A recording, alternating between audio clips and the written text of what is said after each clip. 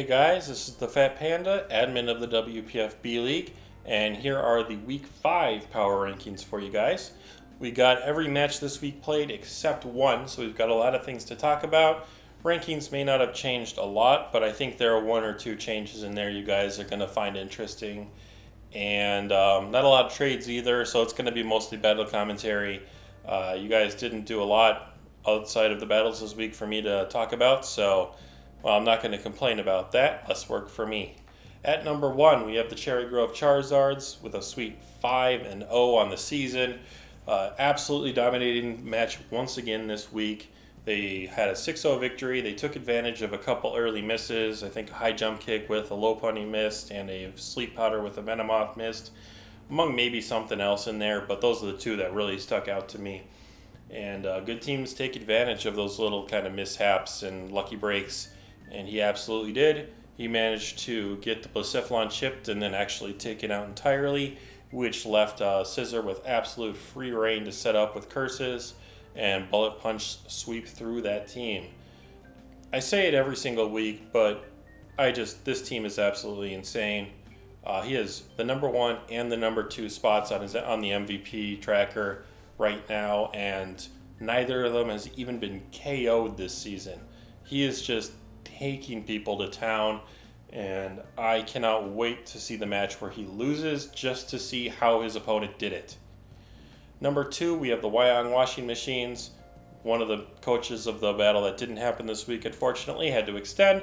That's all right. Absolutely still deserving of the number 2 spot. He's been playing out of his mind. His team is actually really good, and I fully expect him to still be at the number 2 spot once he's caught up with us. At number 3, we have the Miami Dinos. Miami had a couple really good pieces of tech this week. Sash, lead, Lycanroc showed up again. It Stealth Rock turn 1, then it Endeavored, and that's all it took because it managed to Endeavor down a Ferrothorn, which, unfortunately, for the opponent, happened to be the only thing that could really take out that Quagsire, assuming it even had Power Whip on it. Quagsire literally walled the rest of the team.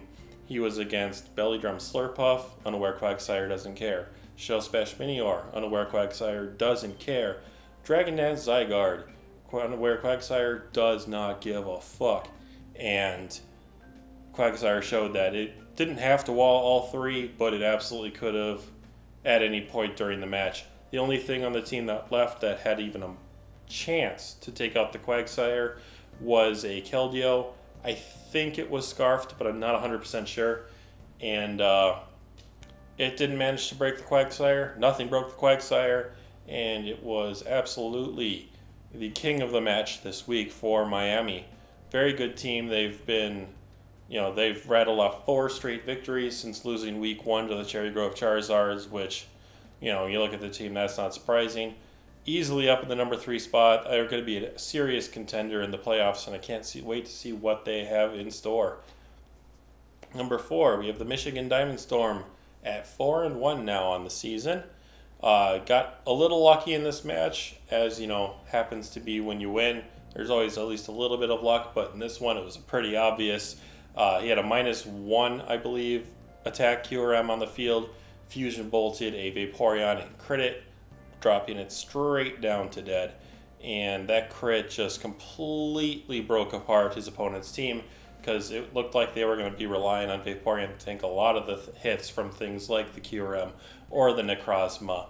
And those managed to soften up the rest of the team for a Kartana sweep at the end. And it was a pretty dominating victory. The moment that crit happened, there was, not much else to say about it because that just absolutely changed the tide of the match. But you have to play good after that point, and he certainly did, and got the win that he needed. At number 5, we have the Sacramento Kingle, who are the unfortunate recipient of that Vaporeon crit. After that point, there wasn't a lot else he could do. He just kind of bounced around between Mons, taking hits, trying to find an opening, but he never really did, and did fall here to 3-2. But there's the spots in this league where number 2 to the number 5 ranking, all those teams are roughly about the same power level, the same coach power level. And, if you're going to lose to one, you'll drop a little bit, but you're not going to drop out. unless, a team that is as serious as maybe the Motherland Mawile comes screaming up the rankings after a shaky start to the season. He has absolutely turned on another level, and this week was absolutely no different. He brought some insane sets that I saw and made them work so well that he just blew his opponent back. This man brought Calm Mind Hoopa Unbound. I've never even heard of that before. I'm pretty sure it gets Nasty Plot, for God's sake. It just blew my mind when I saw it run Calm Mind. And with that Calm Minds, I think he set up 3 or 4 of them. He managed to actually break through a Florges, which would normally be considered a fairly good check to Hoopa Unbound. With that, that's all that Hoopa managed to really do, but that's all it took, because from that point on, Golisopod absolutely took over. Golisopod got all five of the other KOs from the match, and was just absolutely dominant with a Life Orb set. You don't usually see Life Orb on something like Golisopod because of the emergency exit. You don't kind of want to accidentally get it forced out by your own doing when you want it to stay in. But this man absolutely made it work. Aquajet, first impression, just blew everything away because they were all made to be fast. Well, you can't be faster than Priority, and Golisopod absolutely showed it. At number 7, we have the Gotham Darkrai, 4-1 on the season now. He was never really in any trouble this week in his match. He had Umbreon. The opponent didn't have a great way to break it. He had Tail Glow Circuitry, but we actually saw a +3 Thunderbolt in the Umbreon at one point, and it did 75, which is certainly impressive, but wasn't enough, and Umbreon managed to wall any sort of threat that the Gotham Darkrai were facing, and allowed for a Mega Gyarados and a Cloyster to set up and take out a couple things, soften up the team, and then Umbreon just kind of cleaned up from that point. Wasn't really in any trouble. For example, the opponent had a Toxic Rest Azumarill, which is a variation of the popular trapping set that runs Whirlpool and Perish Song, but you can't really do that to an Umbreon that has Heal Bell, and especially not if you don't seem to be running Whirlpool. So he just kind of used that to soak up any hits that he want to take, and he was in no trouble. It was a great match to watch, and he's been playing well after the loss he suffered last week. At number 8, we have the Philadelphia Pangoros at 3-2. Absolutely gifted a battle this week. Was, as far as I could tell, 100% dead on board. He had a Swampert and a Coco left against Vileplume, a full health Vileplume, and a couple other things. But I don't know if he got lucky and there was a misclick, or if he got lucky and his opponent just didn't have the battle knowledge that most people have for something like this. But substitute Swampert against Vileplume, and Vileplume went for Strength Zap, unfortunately, in the face of a sub, not on the same turn he subbed, which allowed Swampert to get enough time to power up punch his way to Earthquake KO and Vileplume. If he just Giga Drained when he Strength Zapped, I'm pretty sure the match would have ended right there, because Swampert wouldn't have been able to break outside of something maybe like an Ice Punch, if it even had it, Ice Punch Freeze. And Coco, I'm fairly sure, didn't have Brave Bird. I remember Thunderbolt, Dazzling Gleam, I think U-Turn. So it wouldn't have been able to break the Vileplume and would have fallen to a Sludge Bomb. So he got gifted a win, but you know what? We're in a league, and you have to take every little bit you can get, and he's certainly not going to be complaining, I bet, because 3-2 is a heck of a lot better than 2-3 as you're entering the midpoint of the season. As far as the next team we have the Happy Valley Hariyamas at 1-4. Actually did battle last week and won their match against the Canine Tiger, but I had to give them a forfeit disqualification for the week because they brought in a legal team. Just a little mix-up. He thought some trades, which you see below, had gone through, but they'd been received far after the trade deadline had ended for the week. And so when he brought his Reuniclus, which did a heck of a lot of work, it was unfortunately illegal because on his team, technically, Gyarados was still there. So he played really well, but I'm not really going to go over it because I'm not going to take it into any sort of account as far as power rankings go. Instead, I'd love to talk about these trades. So after the free trades that he made, we noticed there were a lot of basically just physical attackers on the team. He had gotten rid of almost all the special offense and replaced it with physical. These trades, looks like he's starting to correct for that a little bit and using his 3 free agent trades. Gyarados for Uniclus, it's basically just a different style of setup. You've got the Calm Mind or the full Calm Mind Iron Defense craziness that Reuniclus can run with Magic Guard. Gyarados, of course, is the quintessential Dragon Dance user for water types. But, basically, I think it's a 1-for-1 trade. He really needed the special offense. So while Reuniclus may not take over in that speedy fashion that Gyarados does, it certainly is able to absolutely pull its weight, whether it's a Calm Mindset or like a Life Orb offensive set or even a Choice Specs Regenerator set, which I really enjoy using. I think it'll be more than good this season, and I think it's a fantastic trade. Mega Beedrill for Pidgeot, I'm not really feeling it. It's one of those things where it's like you need the special offense, and I'd have to look at the tier list, but I feel like there was probably something better. Mega Pidgeot it's like it's got the stats more or less. It's got some moves that are good more or less. It just doesn't have quite what's there to take it over the hump. It could use Focus Blast. It could use Nasty Plot or Calm Mind. It just needs something else because it doesn't have everything you need, I don't think. Mega Beedrill, it's pretty one note, but it's very good at what it does. I think it's an interesting trade. I really hope he brings Mega Pidgeot a couple times because it's a really interesting mon, and I would just like to watch it do work because you never see it drafted. So I'm very curious to see how it actually performs. His third trade, he drops the Ambipom that he just picked up with his free agent for a Persian. I think it's fine. They're both fine. Neither excites me.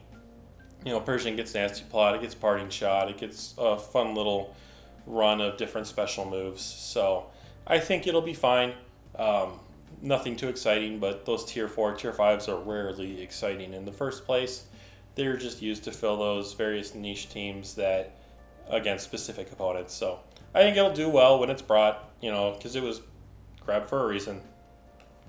At number 10, we have AK's team. This week, he just got blown apart by that Lycanroc lead and into the Quagsire. He doesn't have a great way to deal with Quagsire outside of Ferrothorn, which got absolutely whopped by the Lycanroc's Endeavor. He didn't seem to have any unfortunate HP Grass Tech or anything, so his team was unfortunately not really able to pull out the victory because he had so much setup, and Quagsire just kind of yawns at it because it can't touch it with Unaware. Chandelure had a cool little moment, though. Everybody likes to forget about Infiltrator Chandelure, and it managed to stop Superior from absolutely just destroying his whole team because it broke through a sub with its fire move. That was cool to watch. Nice little tech there because he was probably expecting sub Superior because that has come several times this season, and managed to break through it and save his differential a little bit. Interesting match. He's starting to branch away from the setup turn 1. He hasn't won without that yet, but we're seeing strides. He's building more balanced teams, more complete teams. But this week he just didn't have anything for Quagsire, which certainly has happened to many coaches before. At number 11, we have the Seattle Celebi at 1-4. He tried his hardest against the Cherrygrove Charizards, but with a high jump kick miss with Lopunny, with a Venom Moth, a Sleep Powder miss, just was so far behind so early in the match that there was no real hope of him recovering. Hippowdon did what it could. Lopunny hit a few things, but against Tornadus and Toxapex, when you're already behind, you can't recover against those, and he eventually lost his Blacephalon, and at that point it was just over because of the Cursed Scissor. So, I don't know. I would have liked to see how the match had gone without those misses because he was making as many good plays as he could. It's just that they were not enough with how far behind he was. At number 12, we have the Auckland Articuno, the other coach that did not play last week because of their extended battle. I'll be interested in watching where they are and how they do this week, because they'll be having 2 battles.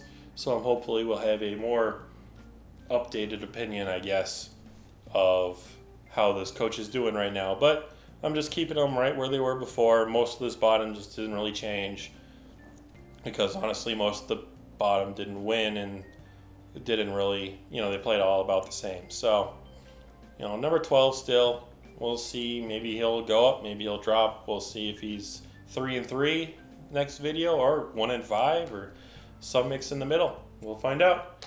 At number 13, we have the Canine Tiger at 2-3. He did make some nice plays in the battle that shall not be named with the Sub-Heatran set, but he unfortunately did.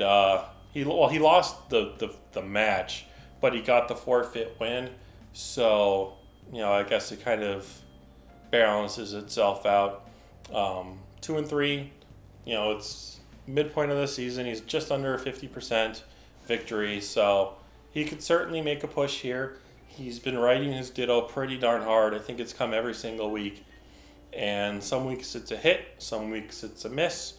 I think Ditto is one of those mons where it can't come every week, because then people stop, they always expect it. So I guess if you bring it every week and no one's going to be setting up, then you could take advantage of things like the Sceptile speed, because no one's going to Dragon Dance or whatnot. I see kind of where he's going with it. I think it might want to be dialed back a little bit, but it's been working decently well for him, even in the matches he loses. So who knows, maybe I'm just talking out my ass. At number 14, we have the Beverly Hills Bibarel. They had a match this week where they just got completely blown apart by the Glycopod of the Motherland Mawile. I don't think anyone was expecting a Calmine Hoopa, so when he brought that Florges in against it, you don't really, even when you see it setting up a Calmine, you're like, whatever, I've got a fucking Florges. But it was enough.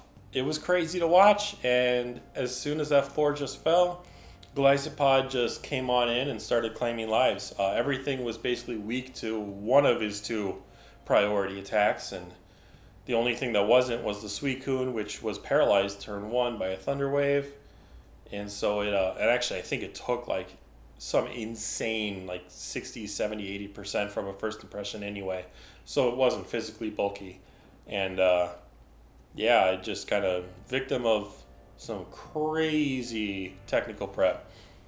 Something that, I would never see. Well, maybe, like, I prep for Glycopod, but I wouldn't expect Life Orb.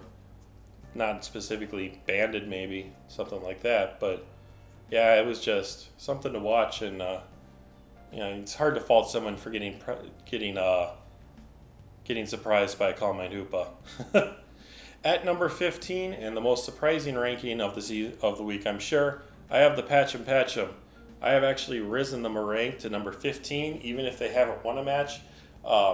Every single week, they've been playing better. They've been making decisions that make more sense. The team, after that initial trade, looks a lot better.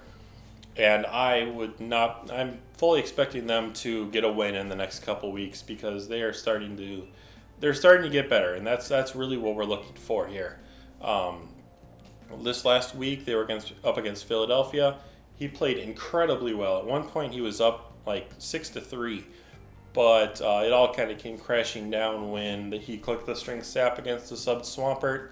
Once again, I don't know if it was a misclick. I don't know if it was just a lack of knowledge, but he was that close to winning this week, and it was only his own decision that, it was only his own move that actually brought it crashing down.